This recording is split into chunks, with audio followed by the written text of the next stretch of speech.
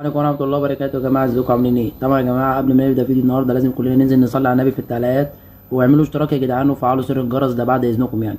طبعا يا جدعان انا طالع اقول لكم ليه فيديوهات اليوتيوب عندك ما بتقترحش. طبعا يا جدعان فيديوهات اليوتيوب عندك ما بتقترحش لان انت اول ما بتنزل الفيديو بتشوفه، فانت كده بتخلي اليوتيوب يعتبر ان انت اللي بتشاهد كل فيديوهاتك، فالفيديوهات بتاعتك ما بتقترحش.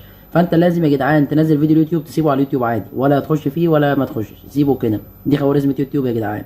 تاني حاجه برضو لازم التوقيت اللي بننزل فيه، يعني ما فيش حد ينزل فيديو الساعه 9 الصبح يقول لي ما بيجيبش، ويلاقي ناس بتنزل 9 بالليل و7 و5 وبالليل بيجيب. ليه؟ لان دي خوارزم يا جدعان، فاهمين؟ فاكتر وقت بيكون في ناس نشطه على 9 بالليل، على 8 بالليل كده يا جدعان. بس فمحدش يشاهد الفيديو بتاعه، ده رقم واحد. رقم اتنين توقيت نشر الفيديو برضو بيكون لازم الميعاد يكون فيه الناس كلها فاتحه، يعني ما يجيش مثلا ميعاد الناس كلها في المدارس يوم الاحد، مش هينفع. بس وصلوا على النبي يا جماعه. السلام عليكم.